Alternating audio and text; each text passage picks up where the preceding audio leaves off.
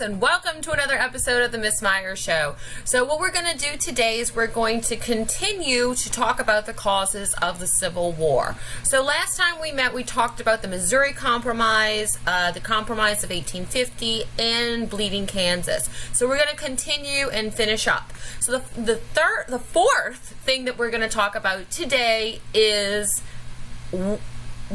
differences between the North and the South. So while your northern people were more, industrial, they had more machinery, more things and inventions and cool stuff like that. I'm a northerner.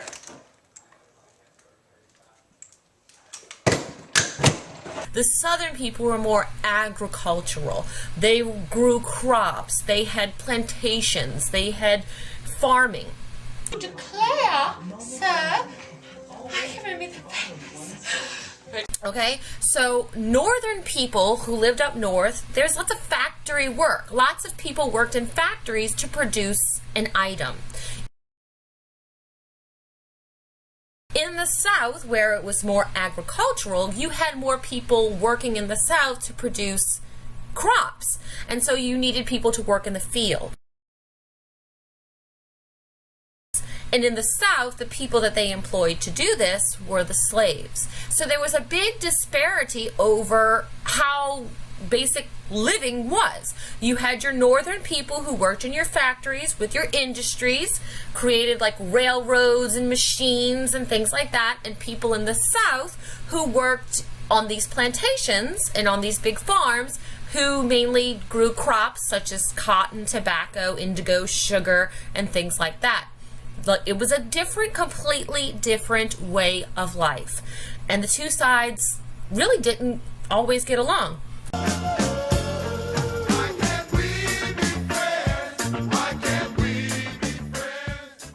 When I lived in Texas, I always tell you guys this, I lived in Texas. The stars at night are big and bright, deep in the heart of Texas. Texas, and I considered, even though Texas is considered to be part of the South, I never really considered them to be part of the South. And I would go to work, and taught at school, and I would go into the teacher's lounge, and I'd say, "Good morning, how are you guys?" And no one would respond. And I would say, that's because they're not Southern. If they were Southerners, they would be friendly. You get people up north that say, "Oh, those Southerners, they speak incorrectly, or they aren't as well educated as we are." So there's lots of stereotypes even today between Southern states and Northern states. It was even worse during the Civil War. The Northern states felt that the South were, people were uneducated. They felt that they couldn't do, certain jobs, that they could not work in an industry or a factory.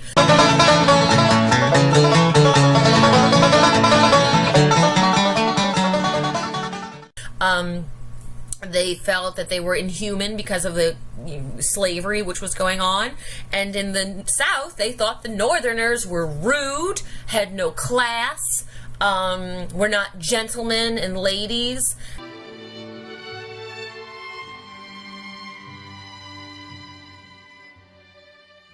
Thought that they were barbarians because of the way that they lived. So it was a big cultural disparity, and it got worse and worse and worse. And this led up to the Civil War because you had the Southerners saying, "Well, I don't want to be part of the Northern. I don't want to be with those Northerners. I don't want to be part of, whatever they're a part of." And the Northerners were saying, "I don't want to be a part of anything those Southerners are a part of." So eventually they're splitting apart. They're turning, they're completely different. They're not that. I mean, even today, guys, if anybody ever goes to like New York or Massachusetts, and if you have a Southern accent, they're gonna say, "Oh, you're not from here, are you?" Like my neighbor next door, she speaks very clearly, very, very clearly. And as soon as she opened up her mouth, I said, "You're not from New Orleans." So, so even today there are, there's differences between the North and the South. It's not like it was before where they're going to separate and become a whole nother country, but there are similarities and differences that these two regions have with one another. And sadly, during the Civil War time, these differences were really, causing bad things to happen, and eventually it just kind of helped push forward the Civil War. The next problem that the United States had was that they were very, very separate on how they were going to deal with state rights. When we became a country after the American Revolution, a lot of people were very, very fearful of having a strong central government because they were under the control of King George of England for so long. So when we became our own country, they were very reluctant to have a centralized government because it made them feel like they were back in England. Now, you had people that were for a strong central government like Alexander Hamilton, and you had people that were totally against a strong central government and wanted more states' rights like Thomas Jefferson. Now, that's in the very beginning. So as time goes on, that fight doesn't end. It continues to brew and brew and brew until we get to the time of the Civil War.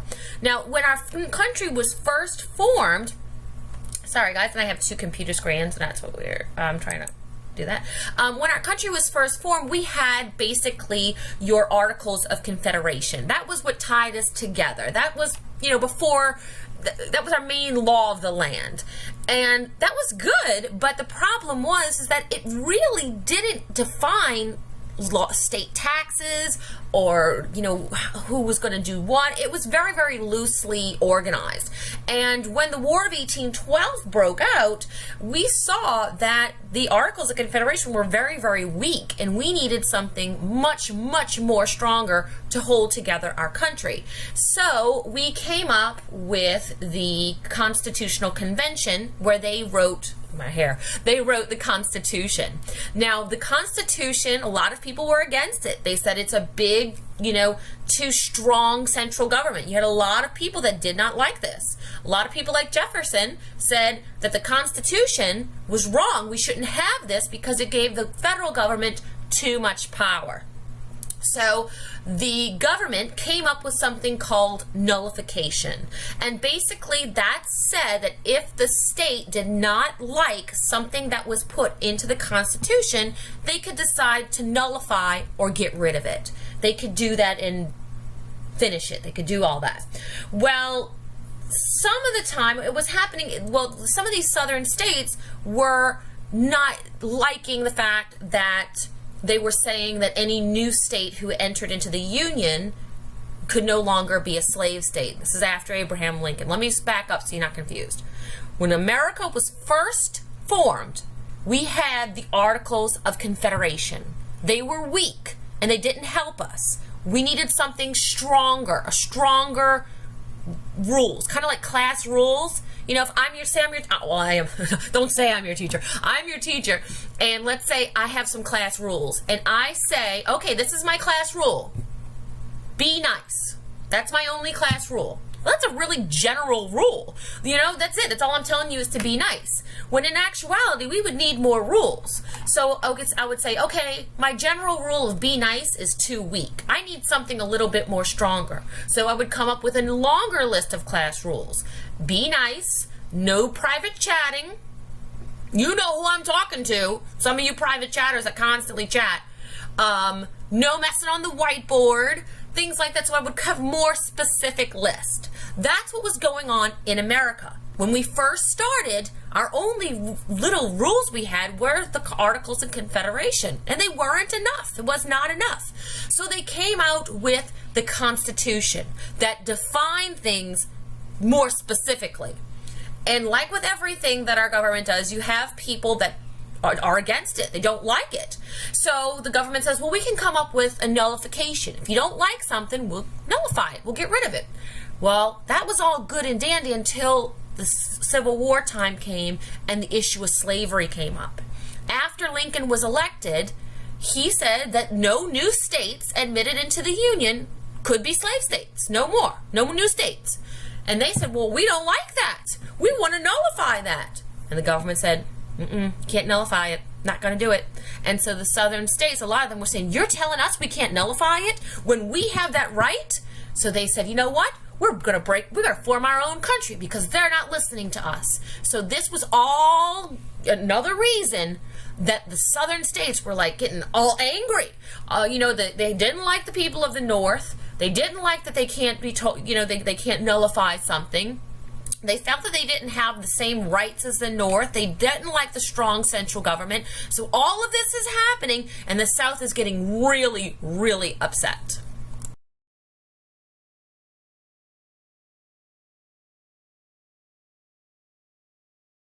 Is to be held in hock to a New York stock jobber, who in turn is in hock to a London banker. The opportunities for avarice and corruption would certainly prove irresistible. Well, there you have it, as I have heard said. If men were angels, then no government would be necessary.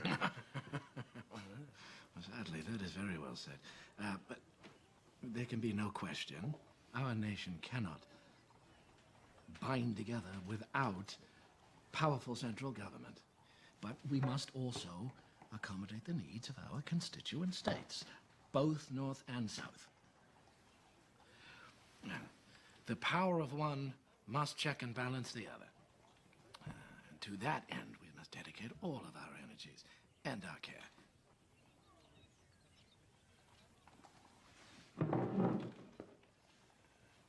I would like... The last two things that we're going to talk about helped cause the Civil War were the leading abolitionist movement and the election of Abraham Lincoln. When abolitionists, and that's going to be the definition right there, is basically people that were against, excuse me, I'm burping.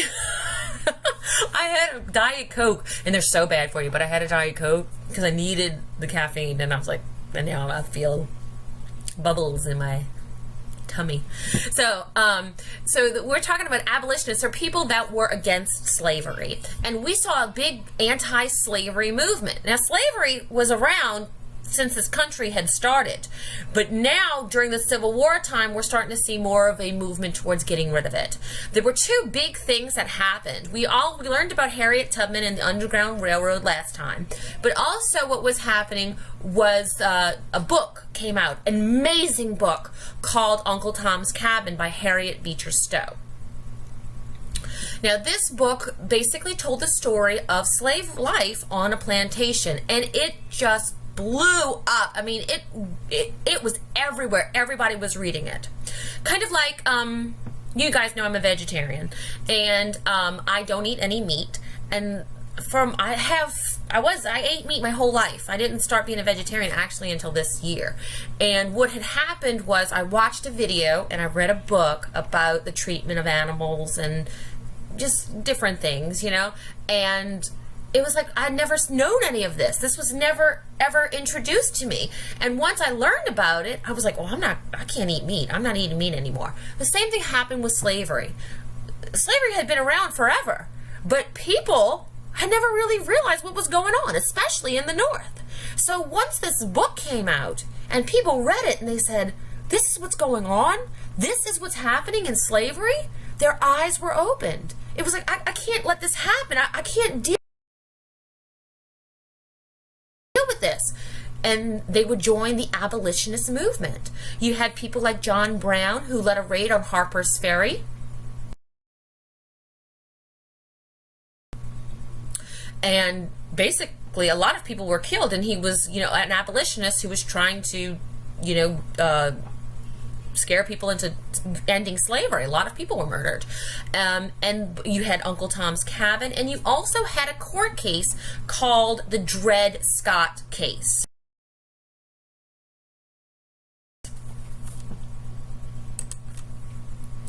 All right, so in the Dred Scott case, it was basically saying a slave, well, we'll get to that. We don't have time. But the Dred Scott case was a landmark Supreme Court decision that basically said that said that Dred Scott was the slave, and said that he basically saying that slaves were property in the end. But we'll get into the Dred Scott decision much later. So all of these things kind of helped push towards the Civil War. The straw that broke the camel's back, and I'm using this other computer as light because it's dark in here, was Abraham Lincoln being elected. Now, and I just have to click it to keep the light on. Abraham Lincoln was elected, and the Southerners were very, very much against this. They felt that this man was going to only be for Northern help. He only cared about the North. He didn't care about the South. There were, before he was even elected, 7 states left the Union. They seceded. They said, we are no longer part of the United States. And you might ask, how is that possible? Is that even legal? No, it wasn't. But they still broke away anyway. Those states were South Carolina, Mississippi, Florida, Alabama, Georgia, Texas, and Louisiana. We had all decided we are going to break away and we are going to form the Confederate States of America. Now, the United States said, Confederate States of America, we don't recognize you. You are not any different country. You are part of the United States. And this Confederate States said, no, we're not. We are our own country. So all of a sudden, there's a fort in one of these states that had left the Union. It was a fort called Fort Sumter. And it was located in one of those states. I can't remember which state. I want to make sure... can't remember what Fort Sumter. Let me see. I'm going to figure out. Fort Sumter was located in, I think it was South Carolina, but I'm going to make sure. Can't know everything, guys. Even though I am super smart. Fort Sumter, and it was located, that's right, Charleston, South Carolina. So it's a military fort of the United States. Well, South Carolina seceded from the Union. So the rebels, or the soldiers that are now in the Confederate States of America, went to Fort Sumter and said, get out. You're Union. You're a part of the United States of America. This is the Confederate States of America. Get out. Well, the people at Fort Sumter were like, are you out of your mind? You can't tell us to leave. And shots were eventually fired. And once those shots were fired against each other between the Confederate States of America and the Union, the Civil War began. All right, that's all I got today. Stay tuned for next week's episode.